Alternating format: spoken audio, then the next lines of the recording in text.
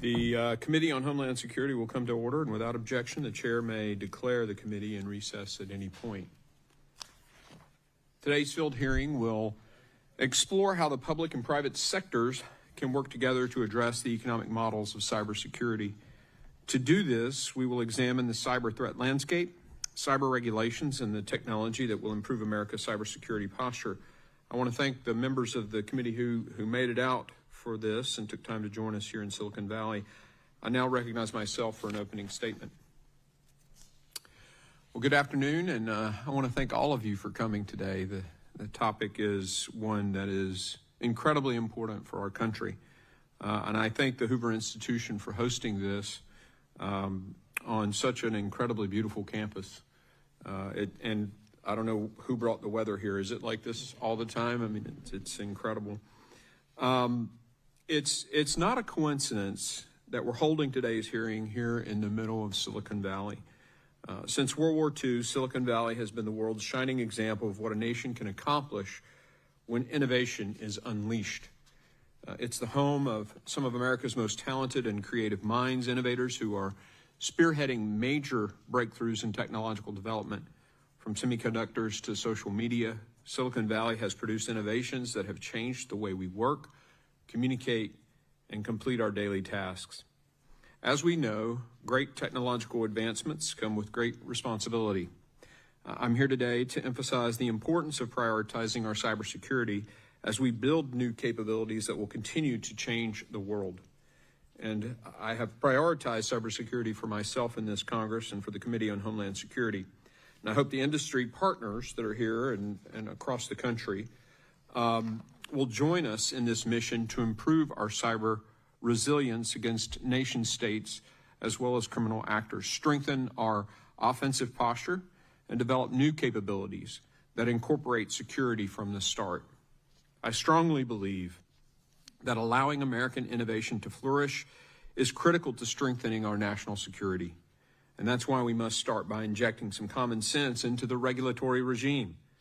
The increasingly burdensome, costly, and duplicative requirements placed on our innovators are stifling our innovation and hindering our national security. Instead, we must continue to explore technological solutions for regulatory compliance and ways that we as Congress can help deconflict and simplify cyber regulations. This priority pairs well with another focus of mine this Congress, changing the economic models of cybersecurity. The costs and incentives associated with cybersecurity are currently imbalanced in favor of the attacker rather than the defender. According to a report by IBM, the global average cost of a data breach in 2024 was nearly $4.9 million. In many cases, to inflict multi-million-dollar damage on U.S. businesses, attackers only need some degree of technical knowledge and a laptop, a fraction of the costs faced by their victims. Fixing the economic models of cybersecurity will require a concentrated effort across industry and our government. First, we must raise the cost of cyber attacks for our adversaries, from strengthening our offensive posture in cyberspace to creating innovative cybersecurity solutions. The United States must make it more challenging and costly for adversaries to strike. Secondly, we must ensure that American businesses, especially private owners and operators of critical infrastructure, are investing heavily in cybersecurity. There needs to be a greater demand for products designed with cybersecurity in mind, accompanied by a supply shift toward more secure information technology and operational technology. There is an undisputable connection between what happens here in Silicon Valley and the security of U.S. critical infrastructure. The technology and cybersecurity solutions produced here have applications across all critical infrastructure sectors. By improving investment in cybersecurity and raising costs for our adversaries, the entire nation will be more secure. Cybersecurity truly is a team sport. Our collective defense against cyber threats relies upon private-public partnerships and information sharing. We want to turn that information sharing into action. And I'm grateful for Chairman Garbarino's efforts to preserve and enhance these partnerships, including through the reauthorization of CISIS 2015, and I look forward to discussing other ways to strengthen public-private partnerships in cybersecurity. I want to thank our witnesses for joining us today. I look forward to discussing the current threat landscape with each of you and to examine ways that we can realign the economic models of cybersecurity. Our discussion will position us well to delve into finding solutions with some of our nation's most prominent innovators during the breakout session that follows this hearing. We have much more work to get done and to get to where we need to be, but I'm confident that if we work toward these objectives together, we will accomplish our mission. I look forward to the effort. I'd now like to recognize the chairman of the Subcommittee on Cybersecurity and Homeland Security Committee, Mr. Garbarino from New York. Thank you, Mr. Chairman. Thank you very much for having this hearing. Good afternoon, everyone. I'm honored to join our nation's innovators today here in Silicon Valley. Thank you for your interest in our hearing and your partnership. Our enemies aggressively target U.S. critical infrastructure through novel techniques and persistent campaigns. Volt and Salt Typhoon, two China-backed threat actors, demonstrate that America's foreign adversaries are intent on finding opportunities to exploit our cybersecurity weaknesses wherever they can. It is therefore crucial that America's cybersecurity capabilities remain ahead of our adversaries. Bolstering cybersecurity resilience requires a whole-of-society approach, one that unlocks full potential of our innovative capacity to address and prevent vulnerabilities in our IT and OT. The companies here in Silicon Valley are often on the front lines of cybersecurity defense, and they will help develop solutions to bolster our ability to counter these threats. Ensuring we develop and use the right cybersecurity solutions requires a strong partnership between the public and private sectors. The foundation of this collaboration is information sharing, a key focus for my subcommittee this Congress. Information sharing between the public and private sectors is beneficial not only for staying ahead of threat actors, but also for driving innovation to where it is needed most. By sharing information about emerging threats and empowering CISA to manage cross-sectoral relationships, information sharing will help develop the tools we need to understand how threat actors operate in cyberspace. Innovation plays a critical role in keeping up with new tactics, techniques, and procedures of our adversaries in an increasingly active threat environment. As part of our continued prioritization of information sharing, my subcommittee recently held a hearing on an important authority, the Cybersecurity Information Sharing Act of 2015, otherwise known as CISA 2015. Information sharing between the public and private sectors heavily relies upon this act, so it's imperative that Congress reauthorizes CISA 2015 before it expires later this year. I was encouraged by Secretary Noem's statements in support of reauthorizing CISA 2015 when she came before the full committee just a few weeks ago, and look forward to working with the administration to do so in the coming months. Regulatory harmonization is another important topic that we will discuss during today's hearing. This is a topic which my subcommittee has explored extensively, especially in the context of CERCIA, the Cyber Incident Reporting of Critical Infrastructure Act of 2022. Industry's feedback is critical to obtain an effective final rule that meets congressional intent, which is why I look forward to hearing your perspectives on the current regulatory landscape. I'm also aware of the importance of providing for an ex parte process as rulemaking moves forward. This is something Secretary Noem has committed to providing, which will hopefully help remedy the rule's current shortfalls. Our expert panelists have led the charge in protecting the United States from threats to our cybersecurity. I look forward to hearing from your insights into what strategies we can take to promote cybersecurity, innovation, and best practices. Thank you, Mr. Chairman. I yield back.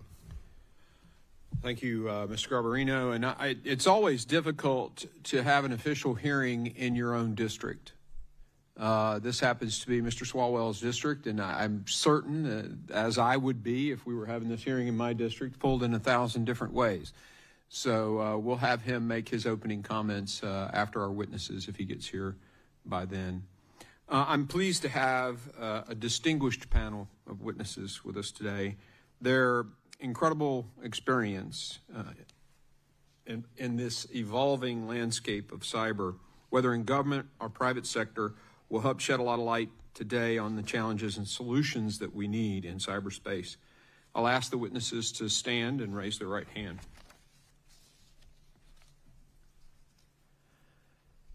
Do you solemnly swear that the testimony you will give before the Committee on Homeland Security of the United States House of Representatives will be the truth, the whole truth, and nothing but the truth, so help you God? Let the record reflect that the witnesses have answered in the affirmative. Thank you. Please be seated. I'd now like to formally introduce our witnesses. The Honorable H.R. McMaster is a senior fellow at the Hoover Institution at Stanford University. He's a proud graduate of West Point and served as a commissioned officer in the United States Army for 34 years, retiring in the rank of Lieutenant General in 2018. He won the Silver Star as a company commander in one of history's very most famous tank battles in Desert Storm. He served as the nation's 25th National Security Advisor from 2017 to 2018. Ms. Wendy Whitmore is the Chief Security Intelligence Officer at Palo Alto Networks. She is a globally recognized cybersecurity leader with 2 decades of experience in building incident response and threat intelligence teams. She began her career as a special agent conducting computer crimes investigation with the United States Air Force Office of Special Investigations. Ms. Janette Manfra, did I pronounce that correctly? Okay. Is the Global Director for the Security and Compliance at Google Cloud. Prior to joining Google, she served as the Assistant Director for Cybersecurity at CISA. Ms. Manfra spent more than a decade serving in various roles at the Department of Homeland Security and the White House, focused on establishing the nation's first civilian cyber defense agency. Janette is a proud veteran of the U.S. Army and I believe an Army aviator. Mr. Jack Cable is the CEO and co-founder of Corridor, an organization that helps companies performing AI-powered security refractors at scale. He previously served as a senior technical advisor at CISA, where he helped lead the work on Secure by Design and open source software security. I thank our witnesses for being here today, and I now recognize General McMaster for 5 minutes to summarize his opening comments. Thank you. Chairman Green, Congressman Garbarino, Congressman Smallwell, and members of the subcommittee. It is a privilege to testify before this committee at a critical moment for our nation and the free world. I hope that my statement for the record is useful to you and the important work that this committee is undertaking to understand U.S. cybersecurity posture and develop solutions to improve critical infrastructure resilience, foster technological innovation, and harmonize regulations. It's a particular privilege to be on this panel alongside 3 private sector innovators and great Americans who have done vital work to help maintain our competitive advantage in cyberspace. This hearing is timely because, as has already been mentioned, in recent years, responses to adversary state attacks have been slow and inadequate. Strengthening deterrence will require the rapid imposition of costs on cyber attackers that go far beyond those that those attackers anticipate prior to acting against us. We must also improve the resilience of our systems through a combination of defensive and, as you mentioned, Mr. Chairman, offensive capabilities, as well as the capacity for rapid recovery. We must maintain competitive advantage in artificial intelligence, quantum computing, and other technologies relevant to cybersecurity and the associated protection of critical infrastructure.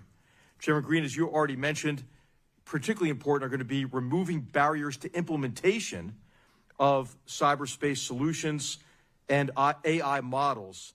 And I think that's a particularly important aspect of getting from information to action, as you mentioned. And we must improve dramatically the security of our critical technologies and research enterprises from the threat of relentless state-based espionage. Accomplishing these tasks will require close cooperation between the public and private sectors and academia and with international partners, as well as investments in research and, I would say, especially human capital. Maintaining our advantage in human capital should include attracting the best talent to our universities and granting visas to graduates who can help grow our nation's talent base in science and engineering. Thank you. It's a real privilege to be with you. Thank you, General McMaster, and I now recognize Ms. Whitmore for 5 minutes to summarize her opening statement. Chairman Green, Congressman Garbarino, and Congressman Swalwell, thank you for the opportunity to testify today on innovation in cybersecurity, including how our adversaries are intensifying their attacks, and more importantly, how we can innovate to turbocharge our defenses. My name is Wendy Whitmore, and I'm the Chief Security Intelligence Officer at Palo Alto Networks. Palo Alto Networks is an American cybersecurity company founded in 2005 that has since become a global cybersecurity leader. We support 97 of the Fortune 100, the U.S. federal government, critical infrastructure operators, and a wide range of state and local partners. The breadth and depth of the organizations that we help protect gives us a unique vantage point into the cyber threat landscape, and what we see is very concerning. As recent campaigns like SALT and Volt Typhoon have reinforced, our cyber adversaries, China, Russia, Iran, North Korea, and others, are more active and aggressive than ever. They are leveraging AI to increase the speed and scale of their attacks, to enhance tactics like phishing, exfiltrate data faster, and execute complex multi-stage attacks that are increasingly disruptive to the American public. Consider this. Every single day, Palo Alto Networks blocks up to 31 billion cyber attacks. Up to 9 million of those daily attacks represent novel attack methods never previously seen. To stay a step ahead, relentless innovation must be central to our cyber defenses. Innovation with AI at its core has the potential to disrupt the legacy status quo of chasing each new threat with an isolated, disjointed solution. Instead, we can leverage AI to analyze security data in real time and then automate our responses. This evolved approach can simultaneously, 1, deliver transformative cybersecurity outcomes, 2, drive much-needed cost rationalization, and 3, eliminate inefficient manual processes. Palo Alto Networks supports this committee's desire to pivot away from a stale, point-in-time, compliance-first mindset for cyber resilience and radically rethink how AI and automation can modernize our cyber defenses. The potential impact here is not hypothetical. We've seen our customers dramatically improve their cyber defenses. With AI-powered security operations centers, their average response times to cyber attacks have dropped from 2 or 3 days to under 2 hours. This is a transformative shift. Palo Alto Networks is proud to be an integrated national security partner with the federal government. My written testimony includes a series of recommendations policymakers should consider at this pivotal moment for our nation's cyber defense. Let me take a moment to focus on a few of those. First, focus on measurable cybersecurity outcomes. Ensure cybersecurity investments improve agencies' basic cyber vital signs by reducing the mean time to detect and the mean time to respond to security incidents. Second, forcefully respond to SALT Typhoon by implementing Zero Trust. This evolved security approach does not implicitly grant access, and it can limit the impact of these attacks. Third, fully embrace AI to support cyber defense. Network defenders are drowning in data as they manually triage alerts. AI has the power to modernize cyber security operations centers and allow analysts to be more proactive in their threat hunting. And fourth, promote secure AI by design. To safely harness the incredible power of AI, enterprises must have the frameworks and capabilities to discover, assess, and protect against threats to AI infrastructure. At the end of the day, people, processes, and technology must work in concert. Palo Alto Networks applaud Chairman Green's reintroduction of the Cyber Pivot Act to help foster a steady pipeline of trained cyber professionals and begin addressing our nation's cybersecurity workforce gap. We continue to see productive collaboration take place across a range of cybersecurity-focused convening bodies, including CISA's Joint Cyber Defense Collaborative. We support Representative Swalwell's efforts to put wind in the sails of JCDC's mission. Critical to sustaining an enduring partnership is the free exchange of cyber threat intelligence across the public and private sector. To that end, we support swift reauthorization of the Cyber Information Sharing Act of 2015 and appreciate the thoughtful hearing Representative Garbarino convened on this issue earlier this month. Palo Alto Networks takes our partnership with law enforcement and lawmakers and this committee seriously. Thank you for the opportunity to testify. I look forward to your questions. Thank you, Ms. Whitmore. I now recognize Ms. Manfra for 5 minutes to summarize her opening statement. Thank you, Chairman Green and Garbarino, Ranking Member Swalwell. Thank you for the opportunity to appear before you today and for your focus on this important issue. As was said, my name is Janette Manfra, and I'm the head of Global Risk and Compliance for Google Cloud. We appreciate you holding this important hearing, and we do look forward to sharing Google's perspective on opportunities for regulatory harmonization and compliance modernization to better enable our entire ecosystem to protect itself against the rising threats. Technology advances, as do the threats, and cybersecurity defenders must adapt to it all if we want their approaches to stay current. In an interconnected world facing growing cyber attacks, it is critical to ensure that technology systems are resilient and keep people safe. For nearly 20 years, Google has pioneered both secure by design and zero trust architectures, which means that we embed security into every approach of our software development lifecycle, including looking at physical security throughout our entire stack. At Google Cloud, we believe in something we call shared fate, which moves beyond shared responsibility and indicates less of a transactional relationship in the security responsibilities, but it shows that we are investing in our own security, in our infrastructure, in our platforms, in our software, but we are also investing in ensuring that our customers can be secure and compliant and modernize their own systems. Regulating cybersecurity at the national scale, though, is complex, poses unique challenges, and carries high stakes. Regulatory and compliance regimes impact the resilience of critical infrastructure, economic development, the pace of technological innovation, military deployments and capabilities, and the daily lives of American citizens. As a result, cybersecurity regulation should be carefully balanced, promoting strong cybersecurity baseline standards while allowing flexibility to account for evolving technology and the ever-changing threat landscape. At Google, we recommend a regulatory approach that is agile and focuses on aligning baseline requirements across sectors. The approach must also allow for additional sector-specific requirements that are complementary to and not duplicative of or in conflict with those standard baselines. This approach would increase adoption of security principles across the federal government, critical infrastructure, and the wider private sector. Regulatory agility will help reduce compliance burdens, enhance coordination, build public trust, and allow for a more resilient approach as the threats change, new economic sectors emerge, and agency responsibilities change and shift over time. I believe regulations must prioritize tangible outcomes over mere checklists.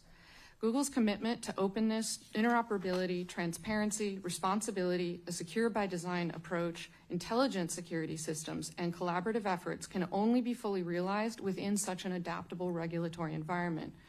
We urge Congress to modernize cybersecurity regulations and create a stable baseline that existing sectors can adhere to and future sectors can adopt as a reliable guide for improving security and resilience. To achieve regulatory harmonization, we'll offer just a few central recommendations. First, leveraging well-established standards and processes for any contemplated security baseline approach. In our views, initiatives like the Federal Risk and Authorization Management Program, or FedRAMP, is well established and we're very supportive of GSA's efforts to modernize this, including through initiatives like FedRAMP 20X that looks at increased automation. And we further encourage leveraging capabilities like the Open Security Controls Assessment Language, or OSCAL, for more streamlined authorizations. Second, any harmonized standards should implement a risk-based approach, ensuring compliance options are aligned to specific risk levels or categories to maximize flexibility and efficiency commensurate with the level of risk associated with a particular technology, application, or use case.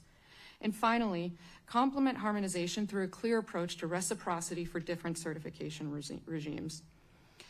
As the committee considers mechanisms to achieve regulatory harmonization, we also urge the members to continue to foster public-private dialogue on the topic and to look at a global harmonized approach to ensure enterprise and service providers can focus on security outcomes as a top priority. We remain committed to the security of the digital ecosystem, and we're pleased to continue to engage with you on future cybersecurity regulations. Thank you, Ms. Manfra. I now recognize Mr. Cable for 5 minutes to summarize his opening statement. Chairman Green, Chairman Garbarino, and Ranking Member Swalwell, thank you for the opportunity to testify here today. My name is Jack Cable. I'm the CEO and co-founder of Corridor, a company using AI to make secure by design a reality. Our platform understands the security model of a code base, refactors unsafe code, and adds guardrails around AI coding assistance. This hearing is a deeply personal topic for me. We're here at Stanford, my alma mater, where I study computer science, Throughout my career as a self-taught ethical hacker, working in the private sector, academia, and government, I've prided myself on finding innovative solutions to the hardest problems in cybersecurity. Most recently, I helped lead CISA's work on Secure by Design and open source security and created the Secure by Design Pledge. As this committee has highlighted, state-sponsored hackers from the People's Republic of China are burrowed within our critical infrastructure. Should China invade Taiwan, they stand to conduct destructive cyber attacks on our power grids, water systems, telecom providers, and more. But these attacks are not inevitable.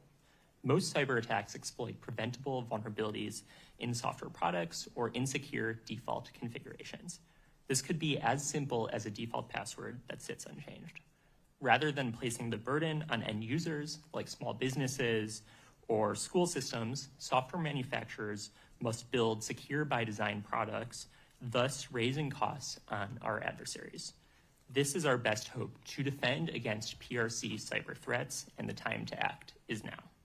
Today, I'll focus on 3 areas for urgent action: securely adopting AI, secure by design, and strengthening security research. First, AI. A revolution is underway in software development. It's now possible to build a website with just a single prompt. The vast majority of developers now use AI coding assistants, enabling them to ship software faster than ever before. This will unlock tremendous innovation and advancements in productivity. At the same time, these tools can introduce vulnerabilities. Studies show that even top AI models write vulnerable code 30 to 40% of the time. It's only a matter of time until AI coding assistants introduce a severe vulnerability in critical software that is exploited.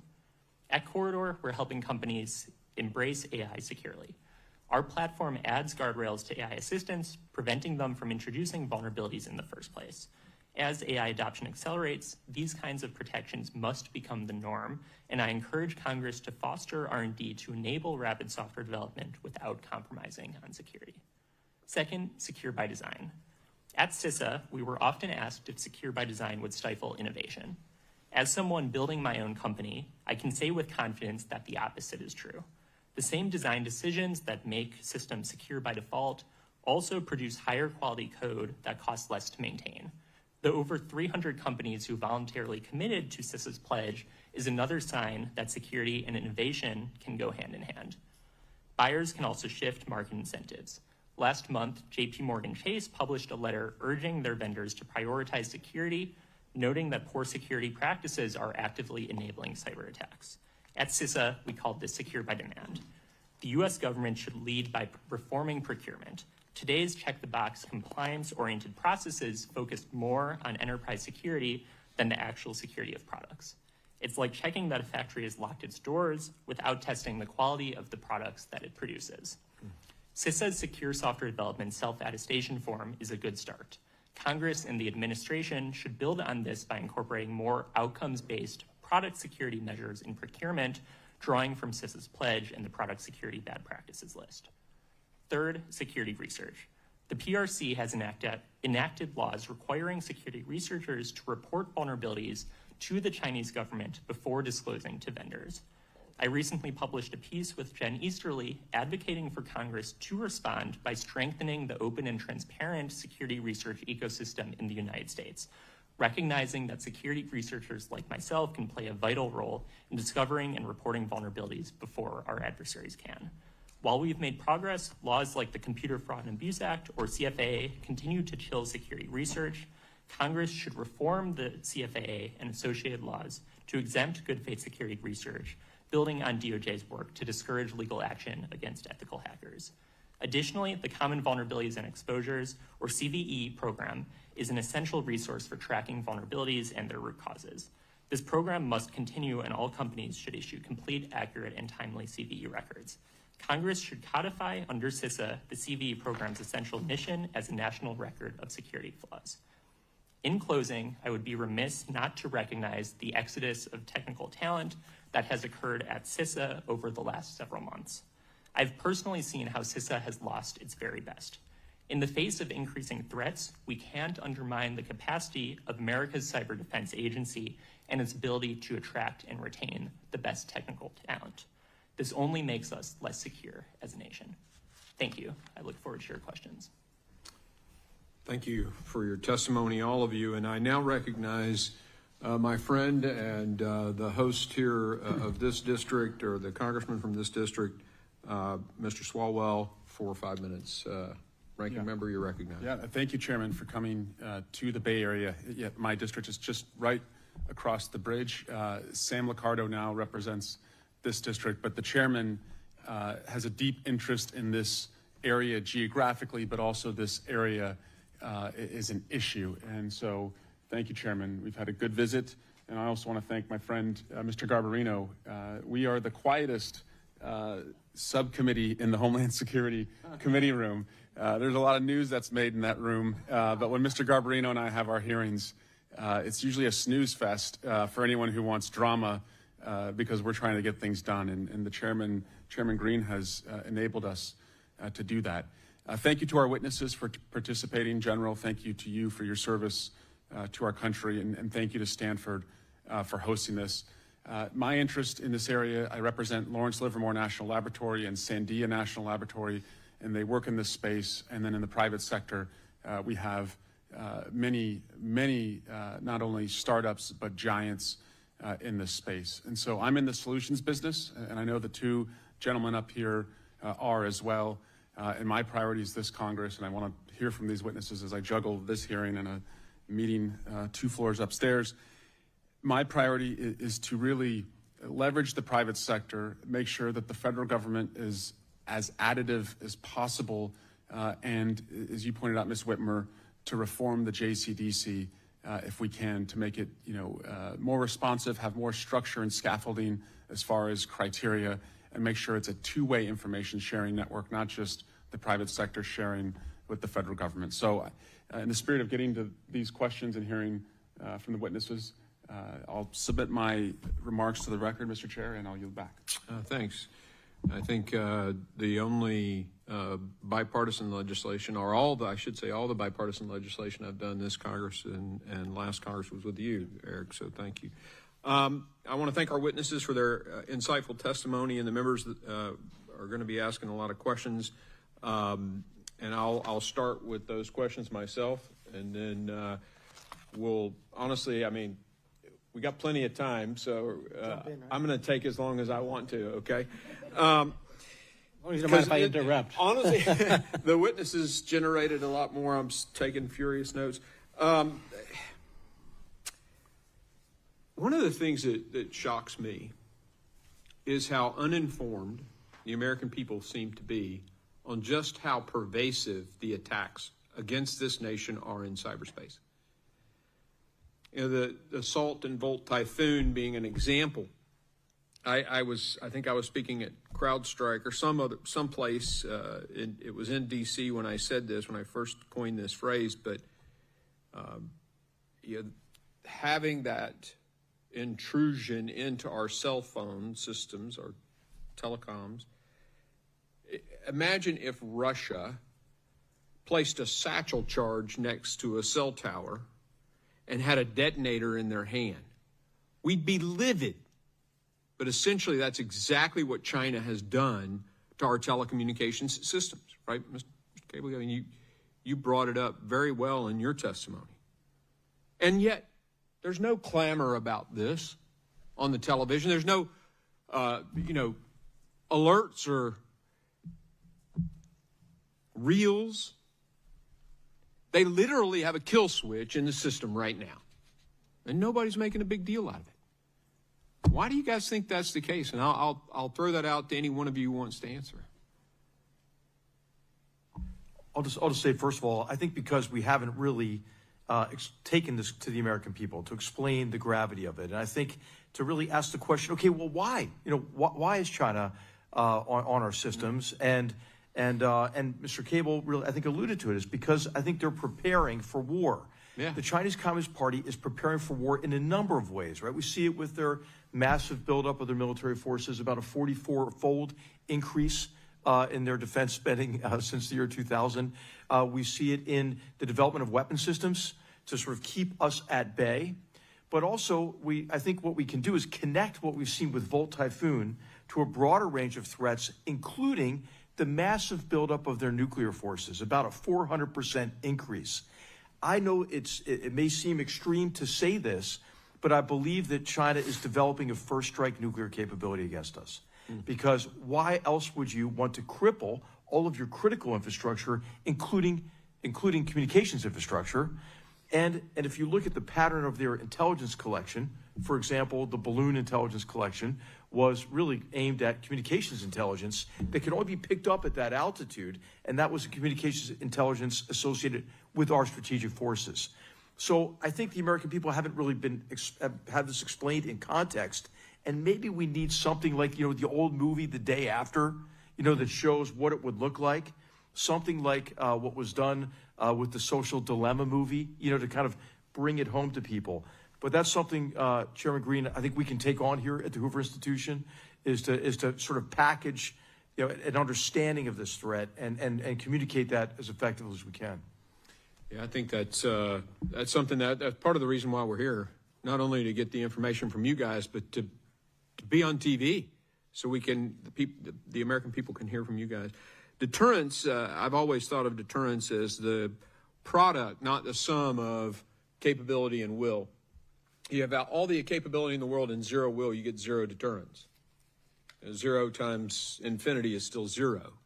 So if you guys could make some comments about what you think we need to do better in terms of capability and then in terms of will. I know that's a broad topic, but I'm thinking about really how do we establish deterrence in the cyberspace?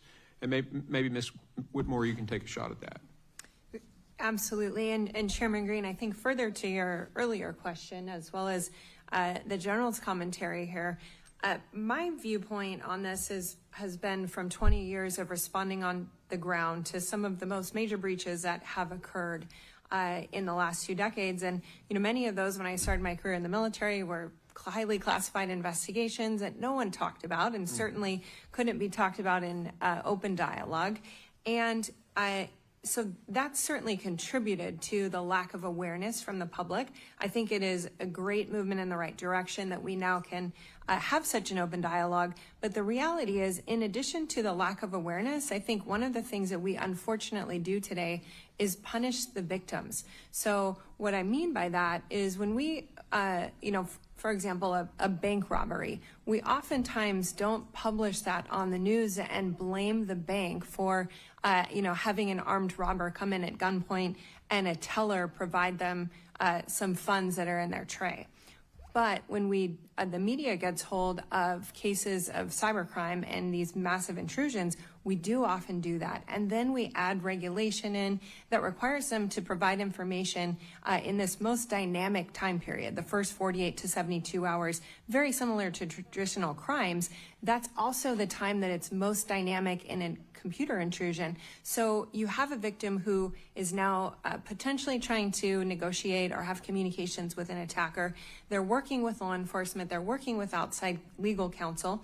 And they still don't have all the technical details of an investigation that are needed to fully answer these questions and understand, is this a national security issue? Is this potentially a cyber criminal that's could potentially be related to a terrorist or criminal organization?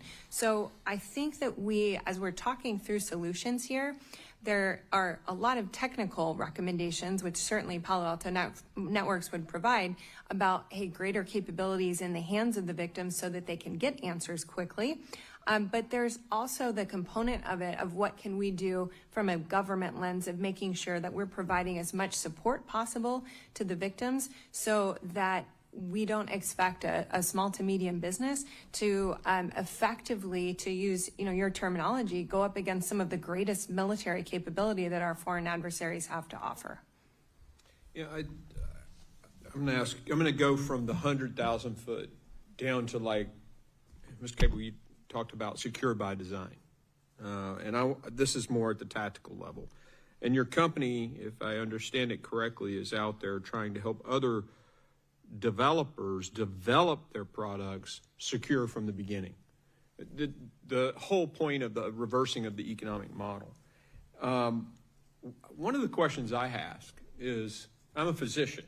I ran a healthcare company. If I developed a medical device that looked really great. We put it in 200,000 people, and then it turns out to be faulty, and it harms those individuals. I'm done. I've lost everything, and my company's going to pay a big price, probably go out of business. Why is it that a software company that can put an app out there that has a vulnerability in it, no big deal? How is that fair? Can you explain something? Thank you, Chairman, for the question. To your point, that this isn't fair, and to build on what Ms. Whitmore was saying, this is not a fair fight. If we look to the small businesses, the hospitals, the school systems who have been facing these attacks, whether they're ransomware attacks, whether they're state-sponsored actors, this is not a fair fight. We cannot rely on these under-resourced organizations to be able to defend against sophisticated cyber criminals and nation-state threats. Really, we need to your point, take a step back and look at the security of the technology that is underpinning our critical infrastructure. The fact is that today, in many ways, we are leaving our doors open to our nation's adversaries. They are able to compromise our critical infrastructure through relatively simple, preventable vulnerabilities in software products, and the software companies are not incentivized or held responsible for these vulnerabilities.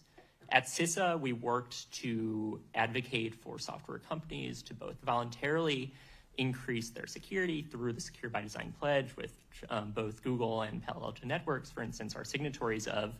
We worked to make sure that companies were really pushing to the cutting edge and taking actions like reducing entire classes of vulnerabilities from their products.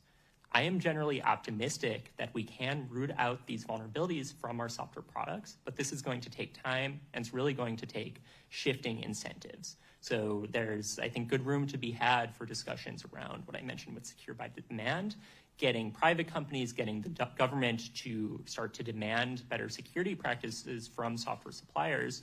But I do also think we need to consider a software liability regime by which manufacturers of software products are held accountable for preventable vulnerabilities in those products. And of course, that we give sufficient safe harbor protections to ensure that there's a bar that software manufacturers can meet. Well, I appreciate your answer on that, because it's a tough one. I talked to some of the biggest companies in the world that makes both hardware, software, operating systems, all the whole gamut, and nobody wants to be. They don't want product liability, So, being a military, I'm going to ask one more question, then I'll turn it over to you, Governor.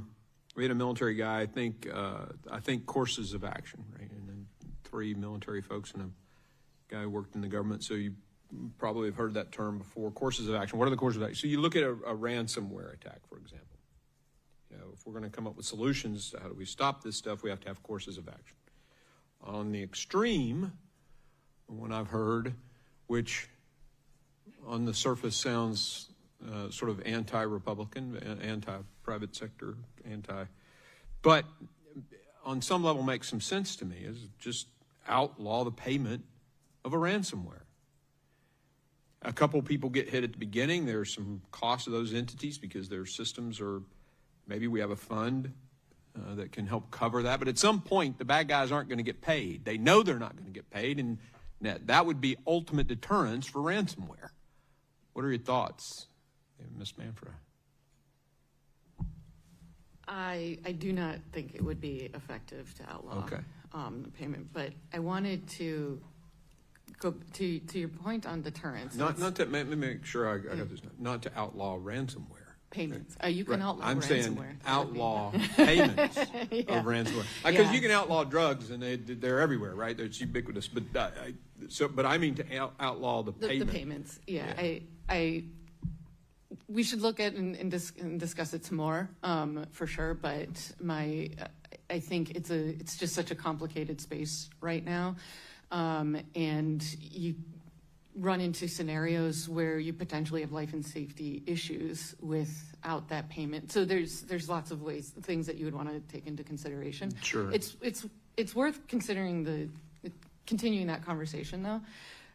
On the higher level, when you talk about deterrence, and it's something that I've thought about a lot, and we've thought about as a company too, is I think that there's a couple of different elements of thinking about deterrence, and oftentimes they get conflated when we're talking about cybersecurity.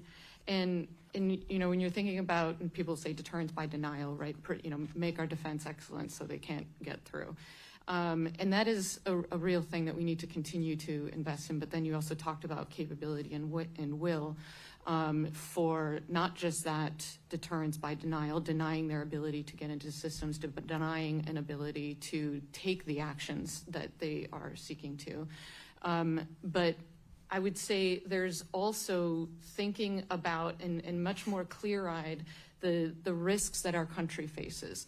So we need that stable baseline. We need to raise the level of security all over. Attackers are still taking advantage of very easily known vulnerabilities that should be fixed. And I agree that both, you know, software vendors and others in the community, there needs to be some accountability mechanisms in place to ensure that we're delivering secure and safe software.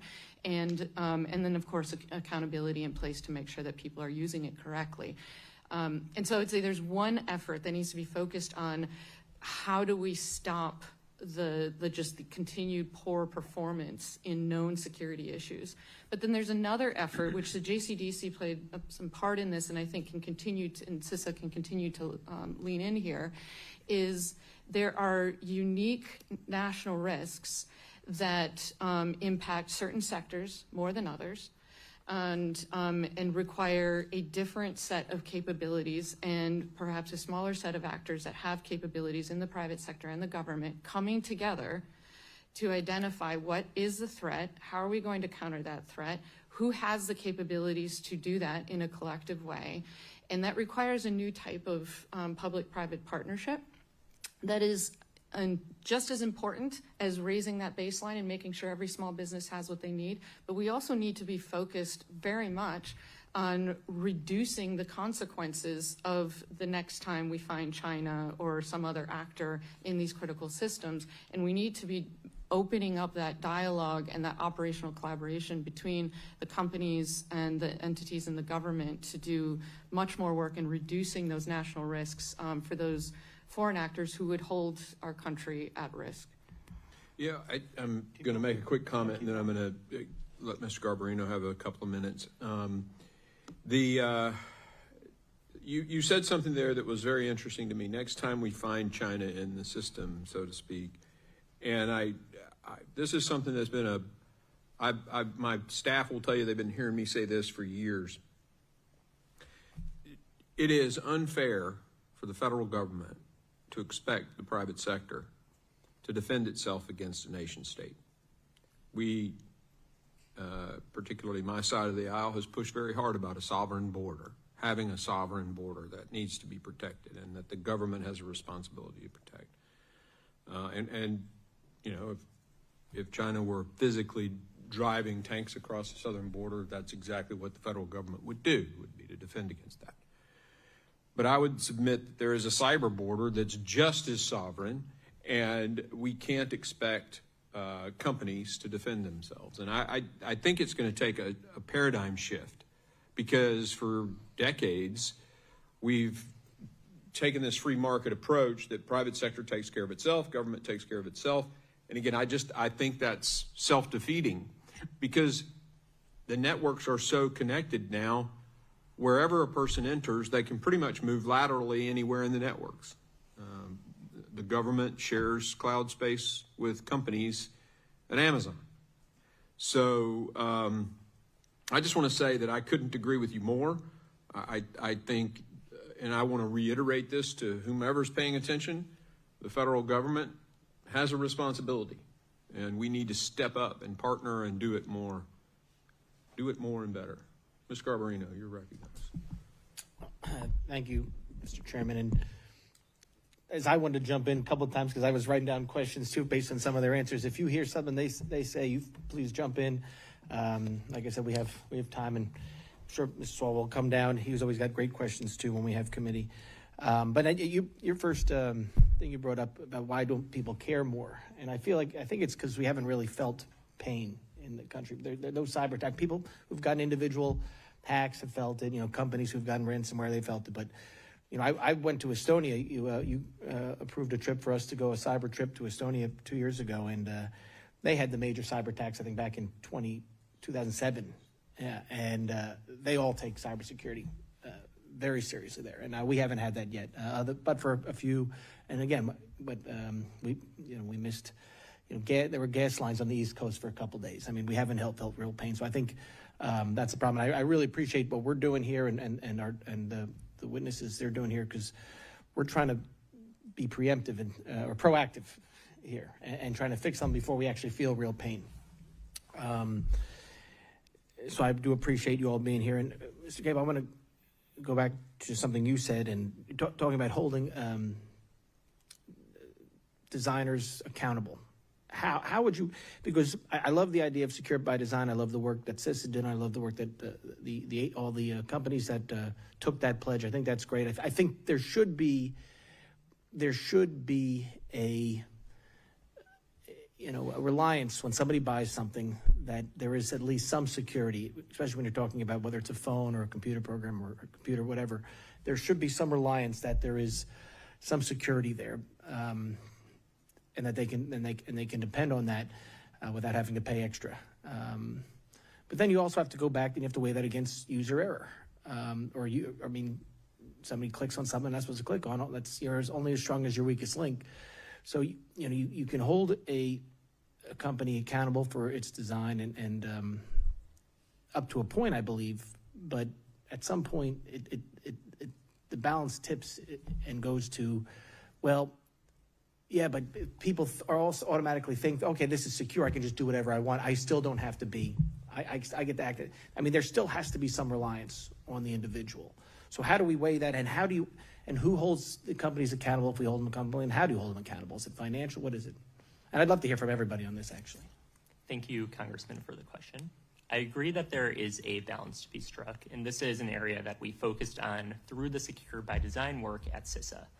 One aspect of secure by design we call it secure by default, this idea that the configuration out of the box of a software product should be a secure one. Just like when you buy a car and it comes with seat belts, airbags, by default, you don't have to pay extra for those. We should also expect that security features are really built into software products. In my opening statement, I mentioned the example of a default password, where there are still products on the market that come out with the default password, and the expectation is that the end user of that product goes and changes the password. I'm sure we've all been there. We know that that doesn't always happen. And the question that we asked at CISA is, why does that responsibility have to be on the end user?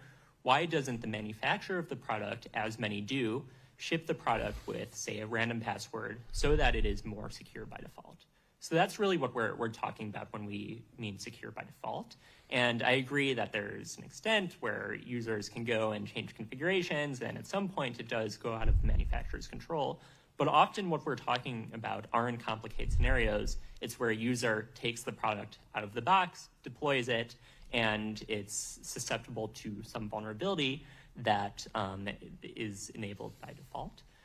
So really when it comes to shifting incentives, to what I was saying earlier, I think it is essential to consider how we can help take this burden off of end users, off of small businesses, hospitals, and others who really don't have the capacity, nor should they, to defend against these attacks, and see how software manufacturers can assume more of this responsibility. That was a focus with the Secure by Design pledge, where companies, now over 300 companies who committed to that, committed to taking action in areas like reducing default passwords across their products, increasing the use of multi-factor authentication, such as by enabling that by default, which we know can prevent cyber attacks, and reducing common classes of vulnerabilities. So I think there's lots of areas and potential really for software manufacturers to innovate on the basis of security, to compete based on that. And I encourage this committee to think about how it can help to shape some of those market incentives. But what's the incentive? I mean, is it the government pushing, say, okay, these have met the Secure by Design standard? So what are we saying? Like, okay, in order for a financial institution to take part in the FDIC protection, you have to have this? I mean, what's the incentive? I mean, is it carrot? Is it stick? I mean, what are we doing to make sure that these things fall? And please, everybody, jump in. Yeah, well, one thing that I would note is I think today when we look at the cybersecurity regulations and requirements, those are almost always placed on the end users of technology products. It's requirements on financial companies or hospitals or others who really, kind of, I think to the point of this discussion, aren't the most resourced or the most capable of applying those. And really where I think we need to go is to look at, okay, how can we help shift some of those requirements off of those least responsible, off of those who really are no fit to go up against a nation state, and help to rebalance the responsibilities so that they are placed on the software manufacturers who are most capable and the best position to bear that. So I think that could be done through the federal purchasing power, through private sector purchasing power, through a software liability regime, really with the end goal of not moving to an unreasonable standard, but at least having some baseline by which we can make sure the software products we rely on throughout our critical infrastructure are more secure by design. Ms. Manfra. Sure, and if I could, I agree, and if I could add that the clarity of the standard and the requirement for transparency too, right? Security is very hard for users, customers, and so I do think there's incentives in the software industry to make security easier, naturally, but we need to increase the demand for that, and the federal government has an opportunity through their purchasing power to do that through standards, whether that's through certification regimes or others, but then also mandating transparency. And so, at Google, we've been pushing things like SALSA, we call it SALSA, but where you have artifacts that say this is how, the code was tested, so you can see the provenance of the code and you can have a higher level of assurance of the integrity of that. Making sure that there's, every time you buy a microwave, right, that it's gone through testing and you understand, and you may not know every single detail of what that testing was, but that it's received a certification and it's been allowed to sold to you. And so there's more work that could be done there for sure in establishing what those baseline standards are. And the federal government has a real opportunity to drive that, what those standards are, driving more certifications around it. But then I would just say there needs to be much more transparency, and it needs to be just easier for a procurement official, for that end user to be able to understand what they're buying, and that it's clear how it's meeting their security requirements. So the government also has an obligation to set, I would say, clearer security standards that are more consistent across the government. Those are all opportunities, I think, that all companies would welcome that participation with the government on. Any other addition? Just a quick comment, because this goes to Chairman Green's comment earlier about how so much of our attack surface is in the .com and in the public sector rather than in the government sector. I think there should be a convergence of standards between .gov and .com. All companies should strive for that. I think there are also some best practices that should be followed, that everybody should share with one another as we create this community of really companies or anybody who touches critical infrastructure with their products. And that's kind of a holistic approach to security involving, we're talking a lot about IT, but it's OT, it's hardware, it's supply chain.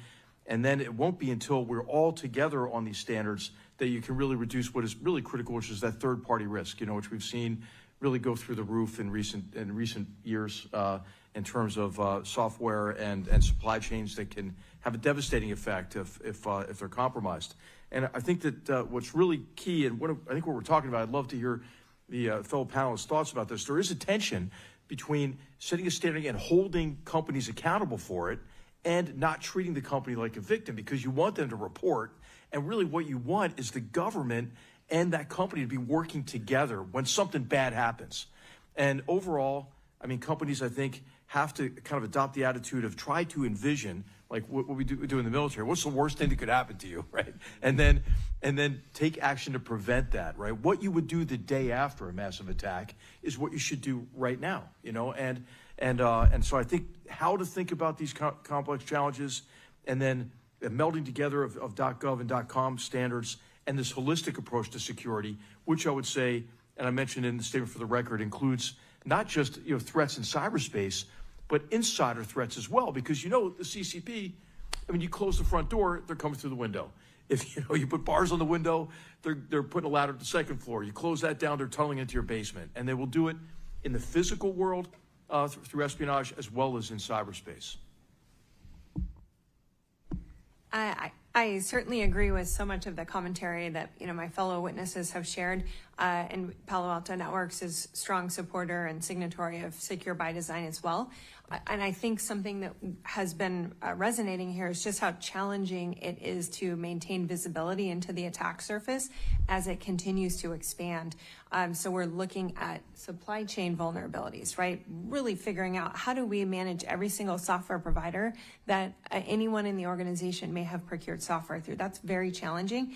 I think we need to continue and further the discussion to secure AI by design, because we are very concerned that as we move forward to more organizations just really ubiquitously deploying AI, that we are going to have an even larger expanded attack surface and more of these challenges. So that's mind, Chairman? No. That's my follow-up question. I mean, because we talked about AI secure by design. I've heard it multiple times now. Specifically, when it comes to legislation, we're looking at how to regulate. And you just talked about a study that said 40% of code written by AI is coming up with vulnerabilities or could have vulnerabilities. When government takes action doing, zoning, they look at a environmental study. They look at the effects they look at the effects of what the project will do. We're looking at regulating AI, and it's now been brought up to me twice in the last week how nobody's doing a cybersecurity review of what Congress is contemplating when we're talking about regulating AI. And that sounds like that's what you're all talking about here. Nobody's looking at whether the AI product is going to have data protections or cybersecurity built into it. So I'd love to hear more of your thoughts about how everything we have now it's out there. We're, secure by design. You got to go back and fix it. AI is still being developed. So what do we do? Ms. Manfra? Nope, can I just defer to my panelists on that? Because washed up generals shouldn't be talking about all this technology. But I will say quickly though, there's going to be a tension between rapid model adoption and whatever kind of security protocol we put into place. We have the best AI models from what I learned from people who know this business, but the friction and the difficulty is in adopting those models. And what the CCP's advantage is that they can adopt those models much more quickly than we can. So I would just say whatever we do, maybe think in terms of incentivizing the kind of security, but not delaying the adoption of these models. That's really well said, and maybe I'll kick us off here, is on the one hand, we have to recognize that there's competition, and we want American companies and American economic leadership in AI. And so we have to ensure that that is continued to be incentivized. And at the same time, AI has a lot of potential for improving our cybersecurity capabilities.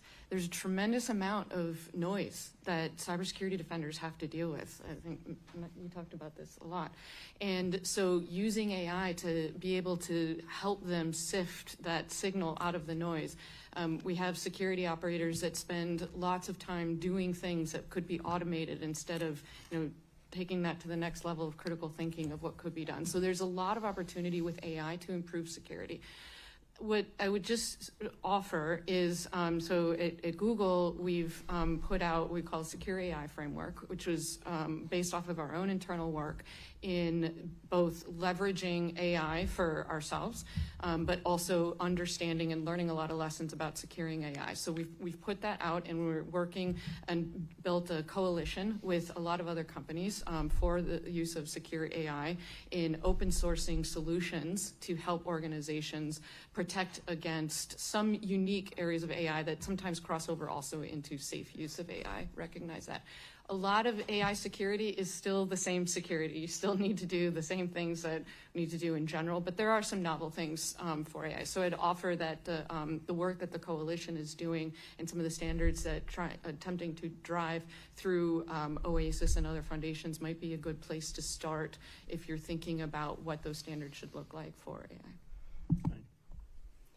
I would first like to start by really echoing Ms. Manfra's comments that AI is enabling tremendous innovation.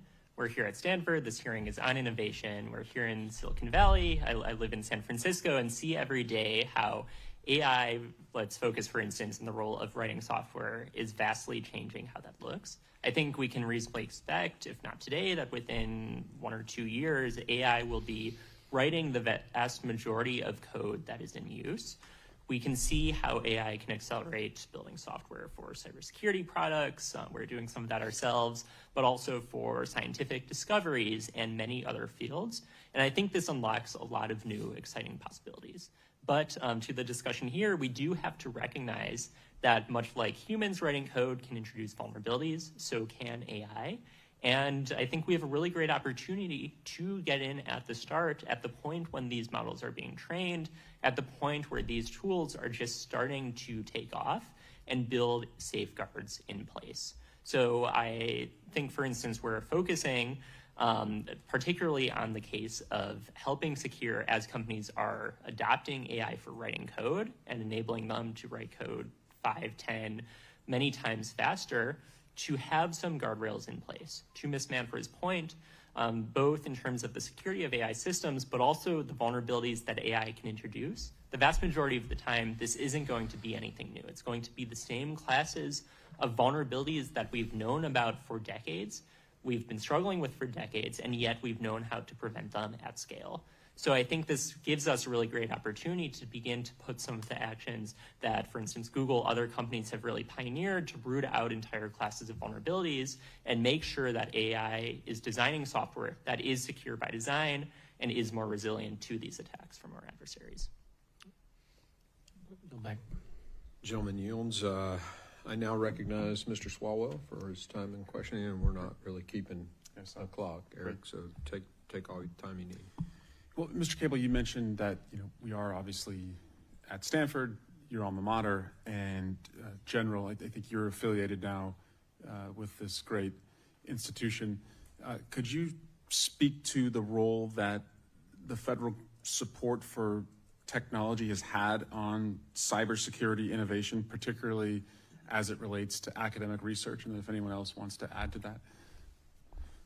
Well, obviously, the research programs in our universities have been one of our greatest competitive advantages. Our ability to develop technologies, but then spin those technologies out so entrepreneurs can take those technologies and put them into action in terms of real capabilities that give us our greatest differential advantage. It's our innovation and then our ability to combine that innovation with our unbridled entrepreneurship. And so the universities enable our free market advantages.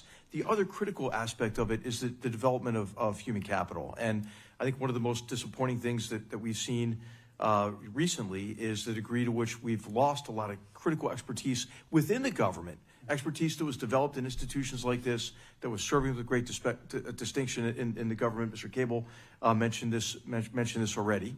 But then also where there is a tremendous opportunity here in the academy is to attract the best talent from within our country, certainly, but internationally as well. So the impediments we've seen to bringing in the best minds and then to provide them with the kind of education that can help give us a differential advantage. And then, of course, the other part of that is the visa process and immigration reform that would allow us to take advantage of. I think nobody's trying to immigrate to China, right? So this is one of our greatest competitive advantages. So I'm concerned. Of course, there are a lot of efficiencies to be gained, probably in academia and research. Maybe too much overhead. I think there's reform is necessary, but certainly we don't want to give up that differential advantage in human capital, technology, and innovation. Yeah. Thank you. Well said. Anyone else want to add to that? Well, I have a practical question as a parent to an 8-year-old, a 6-year-old, and a 3-year-old. When should our children start to be taught AI? And are you thinking about this as an industry? as you prepare for the workforce? Because I think the general's right. We want to attract the best and brightest around the world, but I still want to look my constituents in the eyes and say, I'm doing everything to make sure that your own kid is going to have the best shot to compete for that job as well. So like when should we start to prepare our kids to use it? I can start as the mother of a 13-year-old. I think, I believe the approach to technology and cybersecurity in general is early awareness. And of course, you have to moderate within your own sort of risk construct of the level of engagement that you allow the young children to have, but helping them understand how they keep their information private, how these systems work, so it's not just a black box for them is really important. And also allowing them to learn about AI and what AI can offer them, but understand, and I think children at a pretty young age can understand some of these complexities, but helping them see both the benefits and the cons, I think is really important. So that's my personal experience. On the Google side, we invest a lot in educating and really trying to raise that next generation of computer scientists and security engineers, all the way from elementary school through college. And so I absolutely believe it's really important. Yeah, I don't know if you're like me, but I get fact-checked by Alexa like 4 times a day by my 8-year-old. Yeah, I Like, just have he'll to ask me something and he'll compare Alexa's answer to I tell him my that he answer. can do it as long as it's Gemini. Yeah, right. Mr. Cable. I would agree with that, and I would really add that at the core to a lot of this is this idea of digital literacy, and I think in addition to understanding AI, for instance, I think it is going to be more important than ever that children understand the basics of areas like computer science and can really begin to know how these systems work so that they're able to navigate them. I myself started coding when I was 11 and really had a journey teaching myself how to build websites and apps, and saw a lot of the potential in computer science. To Ms. Manfra's point, I think there is also a critical area where we need to pay attention to our current and future software developers. One area that I'll note, and I saw this when I was an undergrad here at Stanford, is that across the top 20 universities in computer science today in America, not one of them requires students who are getting a computer science degree to take a security course or to learn about security. If we think about security being really core to the future of software development, as we've discussed in this hearing today, I think it's essential that current and future software developers know a thing or two about security, much like we would expect, say, civil engineers to understand how to ensure that bridges can be built securely. So I would encourage this committee to explore how we can really make sure that computer scientists are considered a core part of the software and cyber workforce, and to ensure that they have a baseline understanding of security. And to all of the witnesses, what is your assessment of the current state of preparedness in the U.S. for quantum threats? And how can we expedite efforts to prepare for quantum computing, particularly as it would relate to decrypting our data?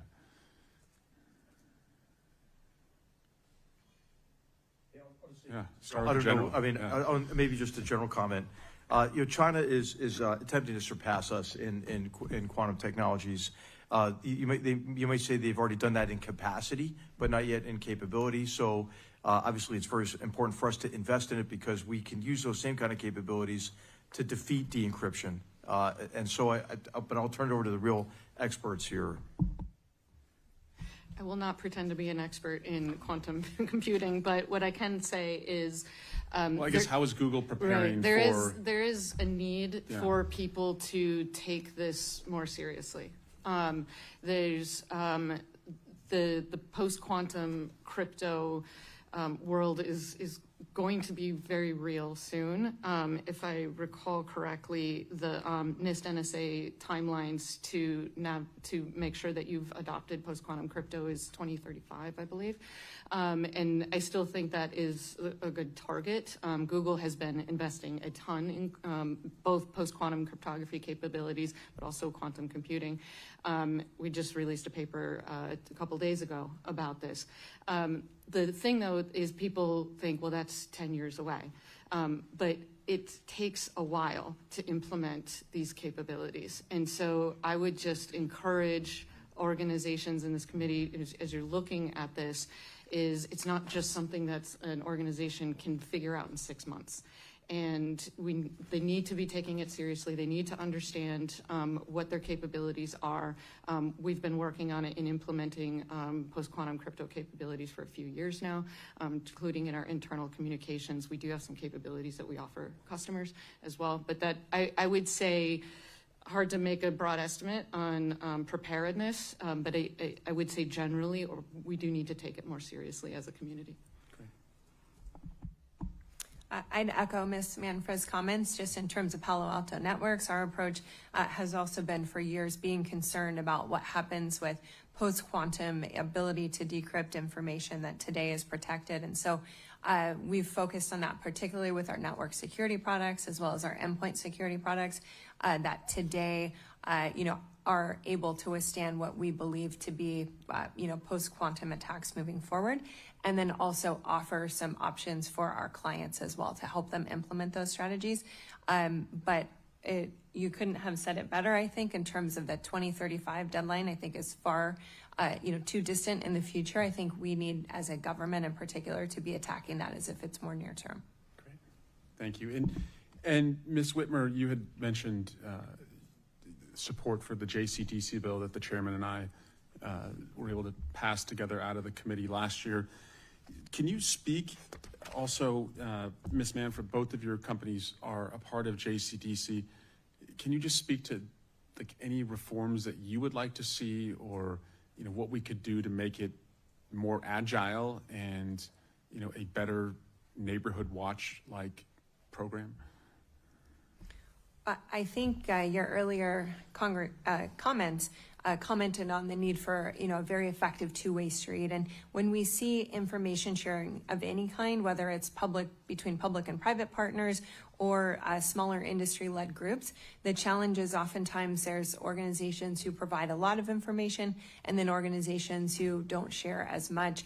And the information in those type of settings is only as effective as it is incredibly actionable and contextualized and timely. And so I think the need to further encourage that effective sharing as on a two-way street, and make sure that from the timeliness perspective, the types of data we're focusing on are going to drive the outcomes we're looking for. Thank you. I would agree. I would add that it's a real opportunity to focus on, we've been talking a lot about baseline standards and raising the baseline, but there's this other really important area of the sectors and that higher level threat. And so CISA, I think, has a real opportunity to deeply understand national risk and using the JCDC to bring those private sector and government entities together that have unique capabilities to reduce those risks. I think it's important to be very focused, right? And we talk a lot about information sharing, but information sharing for what purpose? And just generally reducing cyber risk is too broad. And so what specifically are we focused on? What specific threat are we working to reduce the risk of? Which sector are we focused on? There's a lot of companies participating that have a lot of amazing intelligence. And the government brings a lot of amazing intelligence. And so how do we focus that work more on disrupting those highest threats and reducing those most significant risks to the country? I think that's a really big area they could focus on. Thank you. Chairman, I yield back. So I know there are probably some other questions. You have a few, and Mr. Swalwell may generate one or two as we're continuing. I did want to say a couple of things and had a question. I'll let Mr. Garbarino ask one or two, and then if one pops up, we have some time. Y'all doing okay? Anybody need a break? All right. We talk about this economic model, and I mentioned it where we talked about the victim versus the villain, and there being a very low cost of entry for the villain and a very high cost. I think there's another economic model, and that is that first to market, which results in vulnerabilities. And I get the competitive advantage of first to market. I ran a healthcare company, and always wanted to beat my competitor market because it did give you a financial advantage. But I'm just making an observation here. This is something that we have to figure out, and I do think liability has to play a role in it. And here I am, an ER physician, suggesting that liability is a good thing.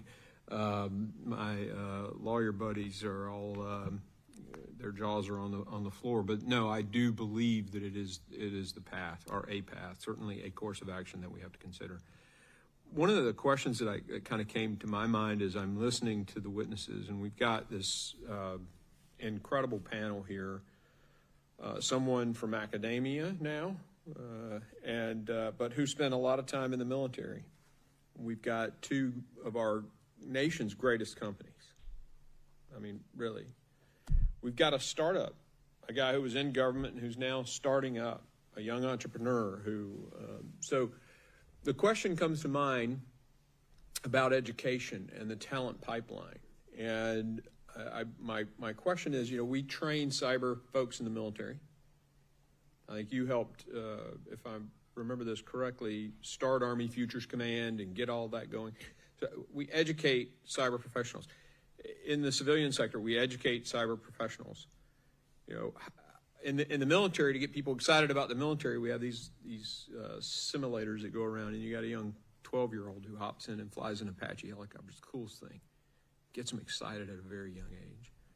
What are some ideas on how we can do that for the cyberspace, and how can we collaborate on military education in cyber, our military guys and our academic centers, in preparing sort of this workforce of the future for cyber?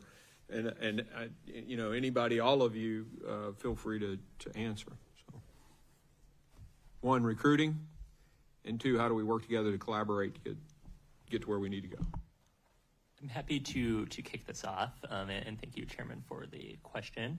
I would maybe start with, to your point that it's not just about the victims or the villains, but really that the vendors, the manufacturers of software products have a key role to play here. And I think we can extend that to the cyber workforce, recognizing that cybersecurity professionals alone aren't going to be able to solve the cybersecurity problems of today. And that's because we really need to work back to the point where software is developed. So where I was saying earlier that we need to ensure that every current and future software developer has a solid understanding of the security baseline, and knows, particularly as they're using more and more AI tools, writing less code themselves, and more so instructing AI assistants to write code, that they know how to identify vulnerabilities and to produce more secure software. But that's also an area where technology can help, and that we can leverage artificial intelligence, for instance, to help educate software developers, to help flag security issues as they pop up, and make sure that ultimately we can really build products that are more secure by design. I've seen firsthand the impact that really real-world experience can have when it comes to getting into cybersecurity. When I was 15, found my first vulnerability in a bug bounty program, participated in many more, have reported vulnerabilities to companies like Google. And there's many companies out there today that embrace security researchers with open arms. The US government does as well. That's how I found my path into working in the US government after placing first in the Hack the Air Force competition. So I think we really need to build up more of these initiatives as well to get young people excited, to get young people participating. When I came to Stanford my freshman year, I helped create a bug bounty for Stanford and then spent the following several years identifying vulnerabilities in Stanford systems. So the more we can do to really give young people hands-on experience and cool technical challenges, I think we can really motivate people to join the cyber workforce. I hope they reduced your tuition for that. It certainly helped. Good, good. I think that's so well said, and I would also just add that I think Google has proven that you don't have to sacrifice velocity for security. And so it's to what Mr. Cable was saying, a lot of this comes back to, do the software developers have the tools and the practices built that allows them to code in a secure way? Do you have, do you make security hard for your developers and your users, or do you innovate in tools and capabilities that make it a pleasure to develop on your system in addition to it being secure and reliable? And so I think we need to be looking at more of those instead of continuing in these sort of false choices that you have to either have velocity or security. And it does take a different mindset, and sometimes that might need to be imposed externally on organizations, but I absolutely think it's possible. On the other side, on the workforce, I think there's both developing a workforce of individuals who are going to be focused on cybersecurity, absolutely, and entice them into the government for as long as we can keep them there. Government's got so many interesting problems that people can't find outside in the private sector. So I think there's a lot of opportunities to do that and continue to invest there. But I would also say we shouldn't just focus on teaching cyber to cyber professionals. Lawyers need to understand it. Doctors need to understand it. Teachers need to understand it. And so building more interdisciplinary programs, organizations like Stanford and others throughout the country are doing this, but bringing people together so that a lawyer can understand the technical aspects of a situation in cybersecurity. An engineer can understand even potentially some of the legal aspects. So cybersecurity, I think, is a really important from an interdisciplinary perspective, and being able to bring these different disciplines together, whether that's an anthropologist. We've hired anthropologists who bring like an amazing viewpoint into this area, or making sure our engineers understand secure coding practices. I think there's lots of opportunities in that space as well.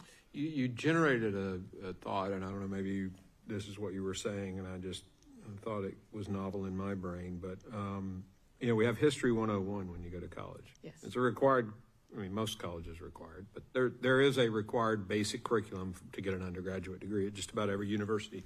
Why not a Cyber 101? Yeah. As a part of the required curriculum at university, if you're going to school here, you're going to take Cyber 101. I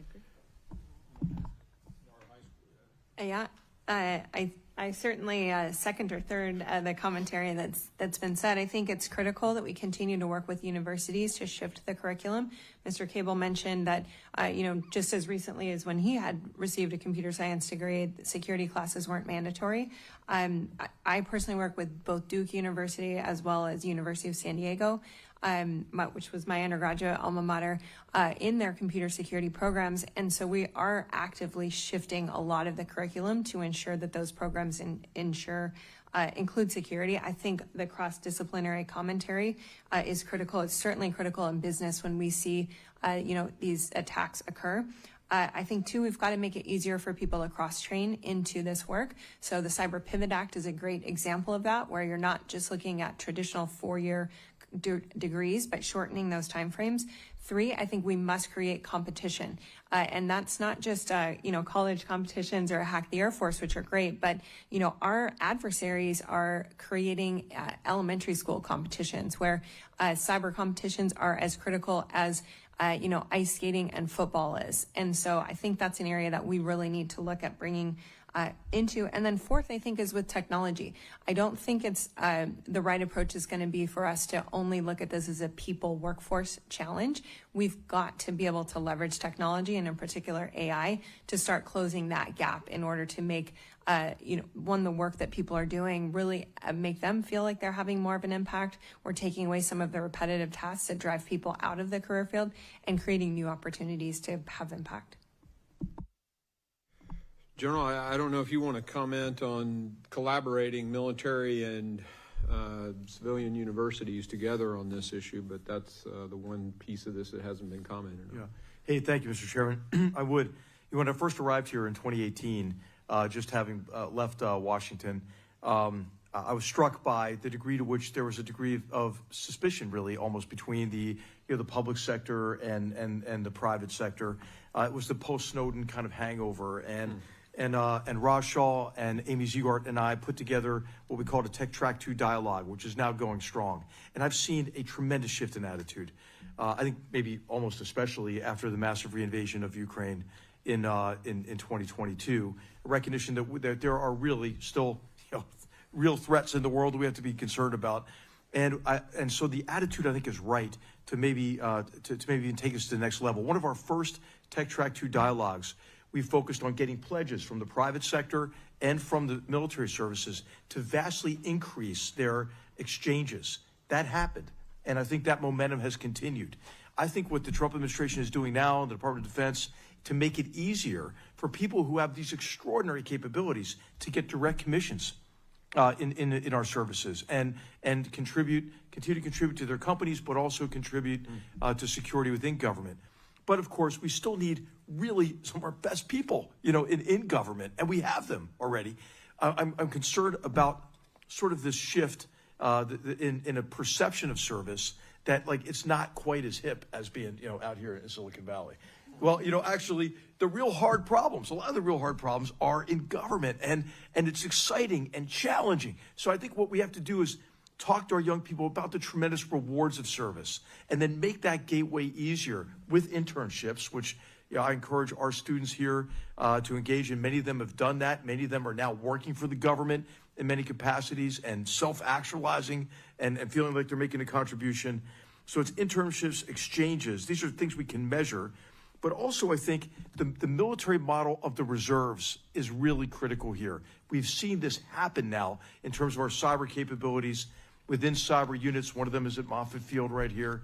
And it allows some of our top people to also contribute in uniform and then to go back to their private sector. So I feel good about that. There are a number of programs here that I've highlighted inside of my statement for the record. So I won't go through all the details. I mentioned Tech Track 2. There's also a tech policy accelerator here at the Hoover Institution, where we are bringing together government, private sector, and figuring out these policy solutions, recommending them. I hope that you'll consider us an extension of, or your staffers will consider us an extension of your staff, and we want to help with this. Also, in terms of educating people, there's the Stanford Emerging Technology Review, which is meant to make the critical technologies, many of which we're talking about here, accessible to the American public. And then in the area of education, I'll provide you some examples of, because education in our country is very, very decentralized. There are some really best practices on getting young people involved in and educated in this area of cybersecurity. Many of them are feeding high school graduates, like in the San Jose area, directly into companies here in Silicon Valley. And so I feel optimistic about it. I think everybody wants this to work. And then the last comment I would make is on education, and Mr. Garbarino mentioned already, Congressman Garbarino mentioned already, his trip to Estonia, this whole idea of the digital citizen. It's tough. I mean, Estonia's a pretty small country compared to ours, but there are best practices there that I think can be scaled up as well. Mr. Garbarino. Thank you, Chairman. General, I wanted to ask you, you were National Security Advisor back in 2017, 2018. I know you can't get into specifics, but can you talk about the benefits of the Cyber Information Sharing Act of 2015 and why you think it's probably necessary that it gets renewed, just the importance of that collaboration? Yes, it's vitally important. I mean, there's no way, as we already mentioned, you can't have all this expertise in-house across the private sector and all these companies that touch critical infrastructure. It's important that when there are breaches of security, that our government is aware of those immediately, so we can work together not only to spread the warning about that, but to help develop those solutions. So I think that was an extremely important development. I would also say in that same period, 2017 to 2018, we made some adjustments which I think really helped us tremendously, along with inspired leadership at NSA under General Nakasone, to be much more responsive in recognizing that a good defense requires a good offense. And so, whereas our private sector companies, hey, we can defend all day, but even if you have the best layered defense, if you've got the least privilege in place, if you're in security by design, they're still going to get at you somehow. So every good defense, yet has to allow you to shoot down the arrows coming at your surface area, but also to go in and kill the archer. And you can only really get help in doing that by a good partnership and reporting between the public sector and the private sector. Yeah. And if any of the other witnesses want to talk about the importance of CISA 2015 being renewed, reauthorized, that's it's great to have it for the record. So when we go to redo it, we have all these people saying wonderful things. I would certainly agree. Speaking from my time at CISA, I can attest to the importance of making sure that the private sector can collaborate closely with CISA, and protections like in CISA 2015 are essential in making sure that private companies feel comfortable providing that information. One of these initiatives that I'll mention is the pre-ransomware notification initiative that I had the privilege to assist with when I was at CISA, and that's one instance where security researchers are sharing tips with CISA of impending ransomware attacks, such that CISA can notify critical infrastructure owners and operators ahead of those attacks to prevent them from occurring. CISA has prevented thousands of incidents through the pre-ransomware notification initiative, and this really is only possible due to the trust that CISA has built with security researchers, with private companies, and is enabled by acts like the CISA 2015. So I do believe that it's essential that this gets renewed. Great. I do have a follow-up question for you, Ms. Manfra, but if you all want to talk about CISA real quick, that's fine. I'll just join and say I agree that it's important to reauthorize. And also, for the record, Palo Alto Networks is supportive of CISA 2015 as well. Wonderful. And the second part of our title of the hearing was streamlined compliance. And Ms. Manfra, you brought it up in your opening testimony about compliance reciprocity. And I really, what do you mean by that? Because it's something that the committee and the chairman has been great. I think he's got the whole committee working on a compliance, a regulatory compliance memo that's going to be released hopefully soon. But it's been a big focus of the committees for harmonization. Yeah. Harmonization. Yeah, harmonization. But it's still part of the. So. Yeah, well, absolutely. So from a harmonization perspective on the regulatory side, both for what we see and for our customers, it is a complicated area that people have to operate in. And so being clear on, thresholds and requirements and making those common as much as possible, and then having that common standard is important. The specific thing that you were asking about with the reciprocity is ensuring that if, you have programs like FedRAMP certification regimes for civilian, you have DoD and their impact levels, and other emerging certifications. Okay. We want to make sure that there's reciprocity. It is a fair amount of investment for companies to go through these processes, and so you want to make sure that if you go through one and it's the same standard, that is then recognized by those other programs. That's what I was referring to. Okay, very cool. Thank you very much. Yield back, Chairman. Well, I deeply appreciate all of you for coming today. The unipolar moment is gone, and we sit in about a battle between, two countries really. But I mean, there are other players that are very important, but and I think it's about three things. I think it's about talent management. I mean, if you go and study Confucianism, Neo-Confucianism, and Sun Tzu and all that, I mean, they had these tests for government service, and it's all about talent management. And for us, it's talent management, and the cyberspace is really, that's very important.